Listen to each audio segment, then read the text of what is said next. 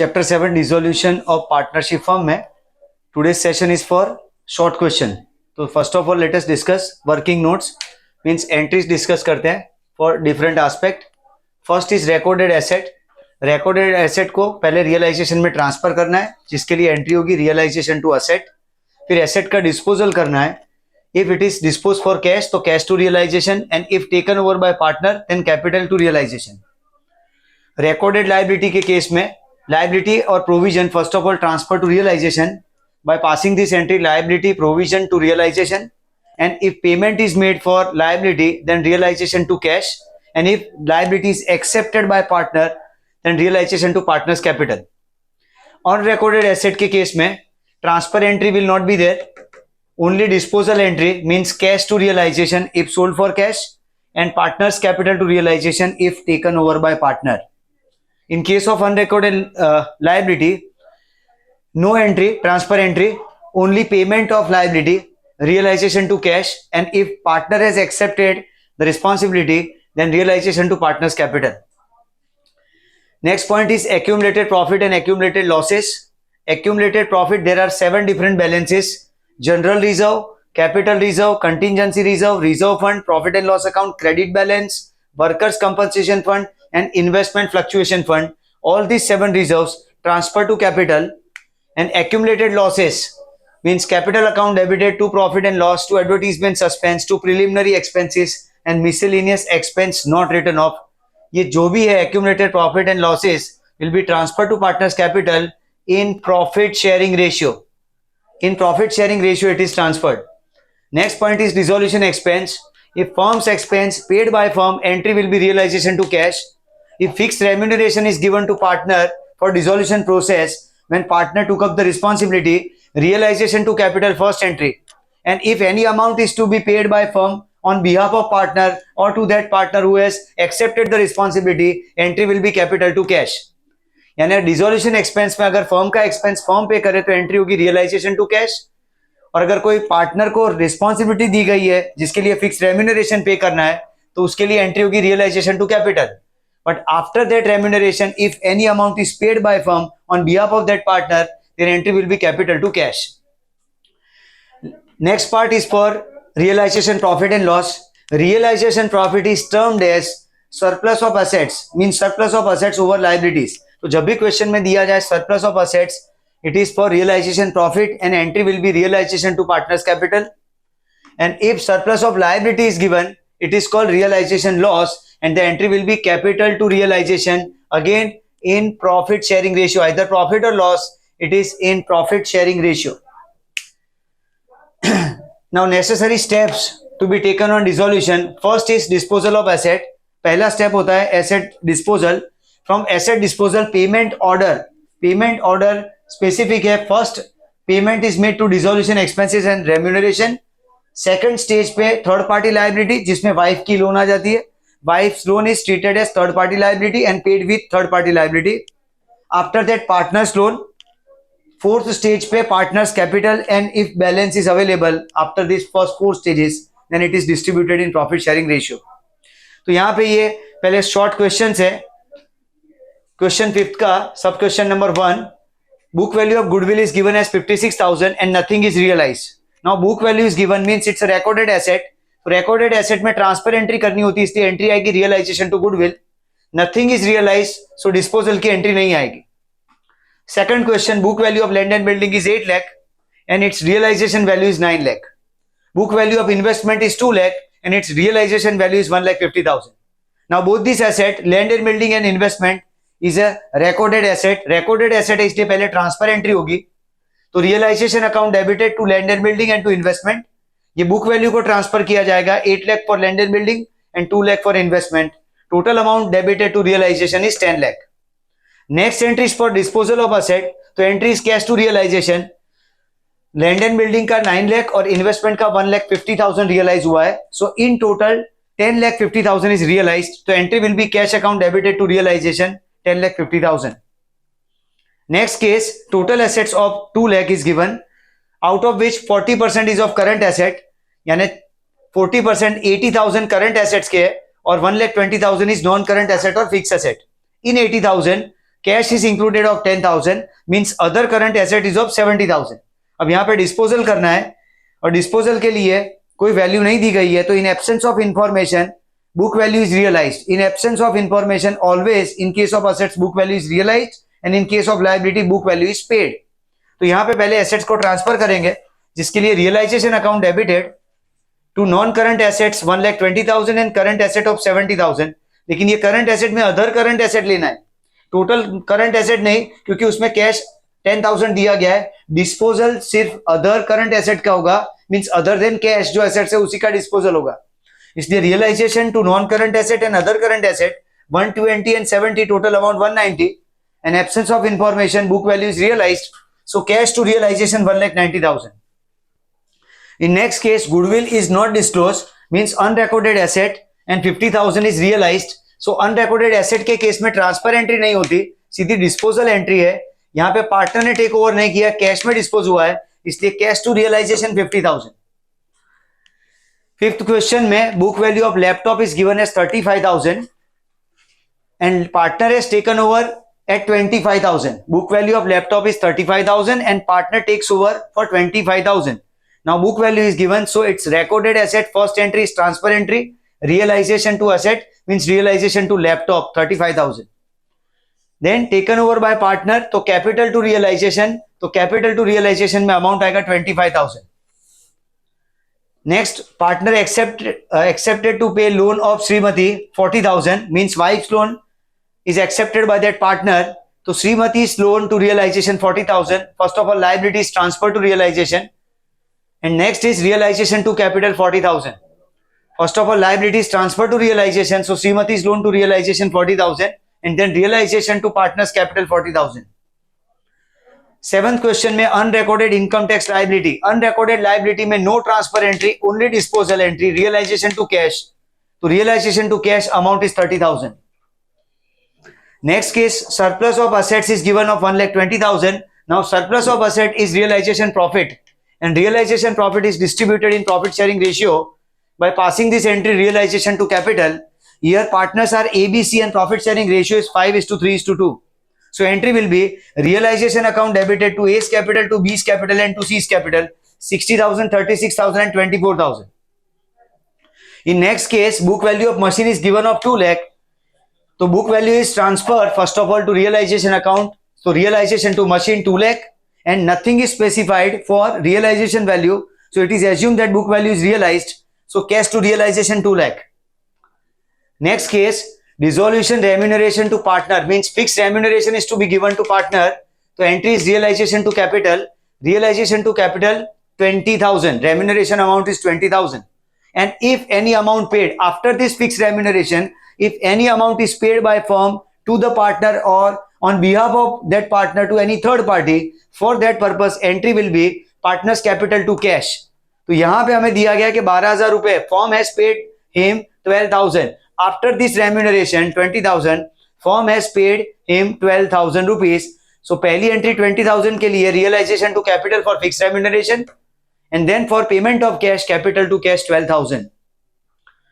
Debtors, next case, debtors book value is 1,20,000 and creditors book value is 60,000. Partner takes over debtors at 20% less than book value and accepted to pay creditors, of course, at book value. तो सबसे पहले transfer entry होगी debtors के लिए और creditors के लिए. एक एसेट है और एक लायबिलिटी है, तो डेटर की ट्रांसफर एंट्री, एसेट की ट्रांसफर एंट्री होगी realisation to asset means realisation to debtors 1,20,000. Then transfer of liability, liability की एंट्री होती है लायबिलिटी टू रियलाइजेशन यानी creditors to realisation 60,000. Then disposal of asset, तो पहले एसेट को डिस्पोज करना है, capital to realise taken over by partner 20% less than book value. 1,20,000 का 20% 24,000 होता है, वो माइनस करने पे रियलाइजेशन वैल्यू इज 96,000. तो partner takes over debtors at 96,000. Whenever partner takes over entry is capital to realisation, तो यहाँ पे आएगा capital to realisation 96,000. And if liability is accepted by partner, entry is realization to capital. इसके लिए realization to capital यहाँ पे 60,000. Next question, profit sharing ratio of RBI is given as 3:2:1. और यहाँ पे हमें accumulated profit losses के balances दिए गए. General reserve 18,000, debit balance of profit and loss account 12,000 and workers compensation accident compensation fund of 18,000. तो सबसे पहले general reserve is part of accumulated profit and entry is general reserve to partners capital in profit sharing ratio. तो general reserve 18,000 to R's capital to B's capital and to I's capital 9,000, 6,000, 3,000. Next item is profit and loss account debit balance of 12,000. तो debit balance यानी loss हुआ, उसके लिए capital to profit and loss account. तो यहाँ पे R's capital, बीस capital and I's capital 6,000, 4,000, 2,000 and to profit and loss account 12,000. Next item is workers accident compensation fund of 18,000. Again it's an item of accumulated profit. तो workers compensation fund to capital profit sharing ratio में, तो यहाँ पे workers compensation fund 18,000 to R's capital to B's capital and to I's capital 9,000, 6,000 and 3,000. Next question number 6 का first sub question. Book value of machine is 50,000 and it is taken over by one partner Darshan for 55,000. Now book value is given, means it's an recorded asset. तो उसके लिए पहले transfer entry realisation to asset, यानी यहाँ realisation to machine, book value 50,000. Then Darshan take over for 55,000. तो entry होगी partners capital to realisation. तो Darshan capital to realisation 55,000.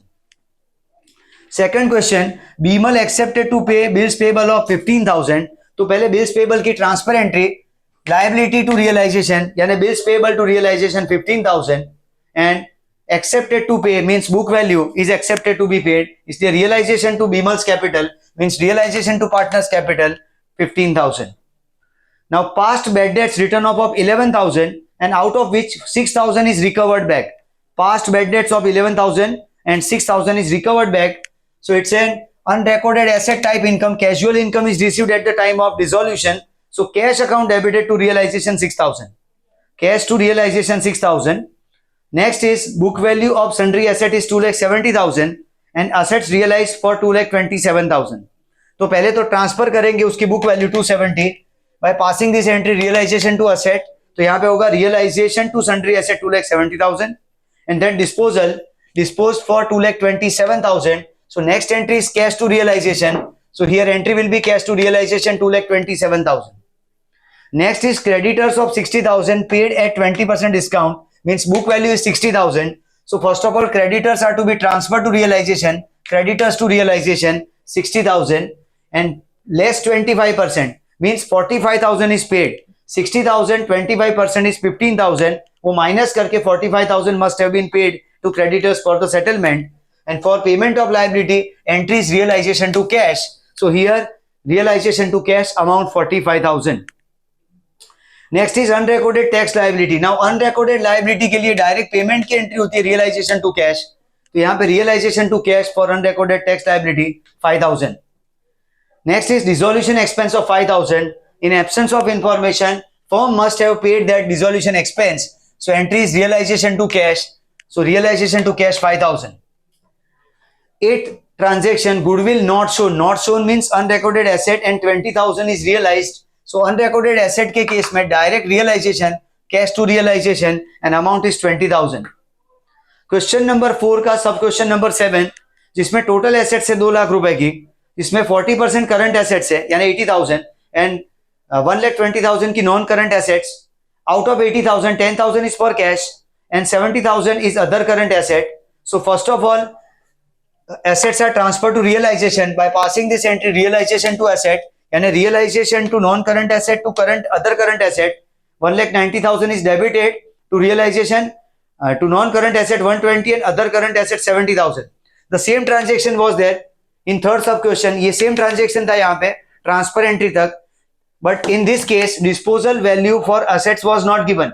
Disposal value for assets was not given in this case. So it is assume that book value is realised. यहाँ पे book value realise कराया था 1,90,000, but यहाँ पे हमें बोला गया है कि नॉन करंट एसेट्स का 120% रियलाइज हुआ है और अदर करंट एसेट्स का 80% रियलाइज हुआ है. 1,20,000 का 120% 1,44,000 एंड 70,000 का 80% 56,000. So total realization value for both the assets, non-current and other current, is 2 lakh rupees. तो उससे एंट्री होगी cash to realisation. Entry will be same for disposal of asset cash to realisation जो हमने यहाँ पे भी पास की थी, लेकिन यहाँ पे बुक वैल्यू रियलाइज कराई थी इन एब्सेंस ऑफ इंफॉर्मेशन और यहाँ पे मार्केट वैल्यू पे cash to realisation 2 lakh rupees. एक इंपॉर्टेंट पॉइंट है ये डिसोल्यूशन प्रोसेस में शॉर्ट क्वेश्चन में, वो है डिसोल्यूशन बाय सेकंड मेथड. तो there is a difference between first and second method. First method में all assets and liabilities are transfer to realisation, but in second method the accounts of assets and liabilities are kept open. Assets liability का जो payment होता है means disposal of asset and payment of liability in first method to realisation में होता है, and in second method disposal of assets and payment of liabilities took place in that respective account. इसका मतलब ये हुआ कि asset liabilities के account यहाँ पे क्लोज नहीं होंगे, these accounts will be kept open and disposal of assets and payment of liabilities will be recorded to the same account. तो डिफरेंस जो आएगा असेट के डिस्पोजल में और लाइबिलिटी के पेमेंट में, उसी को रियलाइजेशन अकाउंट में ट्रांसफर किया जाएगा. Only difference will be transfer to realisation. Rarely ask this type of question, dissolution by second method, but it will affect only recorded asset and liability. Just keep it in your mind. Rest of the items, the process will remain same, constant as per second method. जो हमने first method में किया है वही सारा काम second method में होगा. Only one item will get changed and that is recorded asset and recorded liability. पहले तो ये फोकस रखना है कि सिर्फ ये आइटम के साथ डील करने में डिफरेंस आएगा सेकंड मेथड में.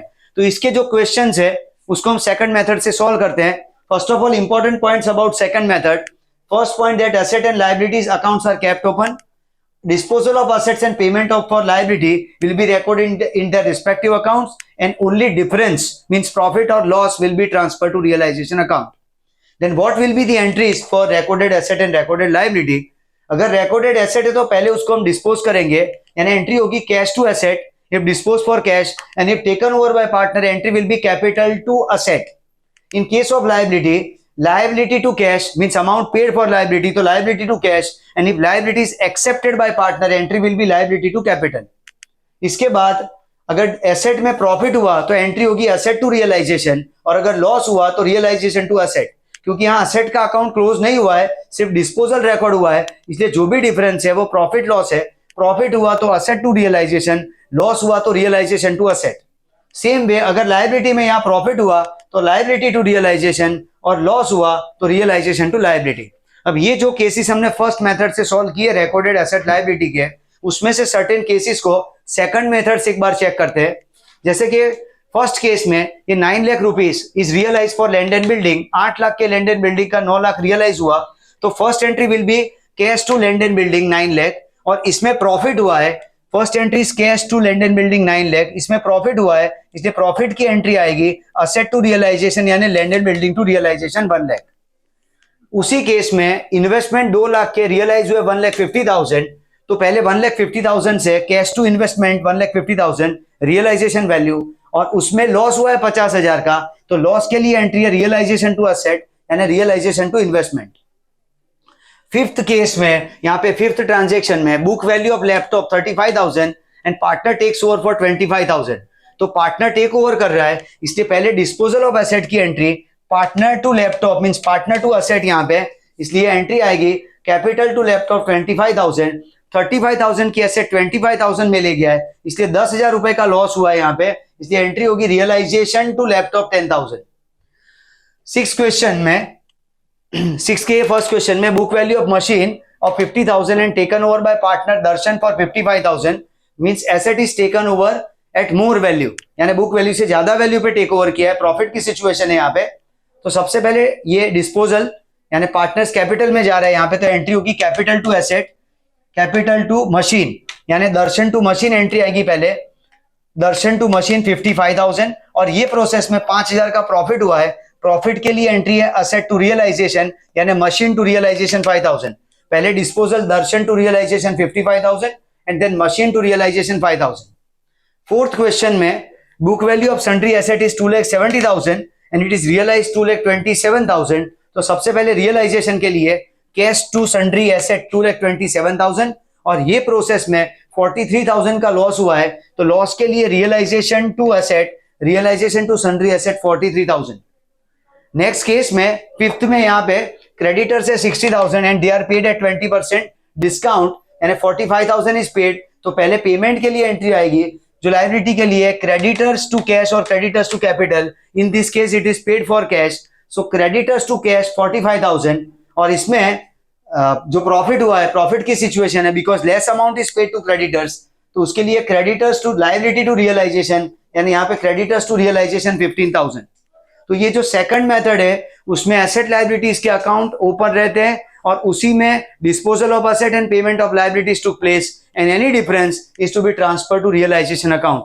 और as per first method all assets and liabilities are transferred to realization and then disposal and payment took place in the same account. और इसमें एंड ऑफ द प्रोसेस जो final profit और loss पता चलता है हमें, जो फर्म की डिसोल्यूशन का फाइनल प्रॉफिट लॉस, और यहाँ पे एक एक आइटम का profit loss directly realization account में ट्रांसफर किया जाता है. That's all for the short questions. Thank you.